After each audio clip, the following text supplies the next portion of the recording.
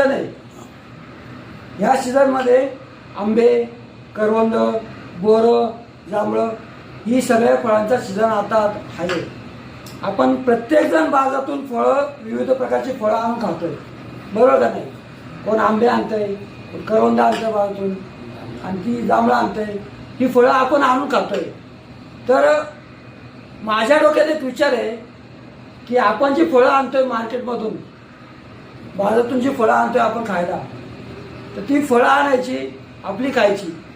पण त्याच्या ज्या बिया आपण फेकतोय, त्या बिया न फेकता त्यांना एक साईडला काढायच्या, साईडला त्यांना स्वच्छ धुवायच्या आणि 2-3 दिवस त्यांना आपण उन्हामध्ये वाळत ठेवू.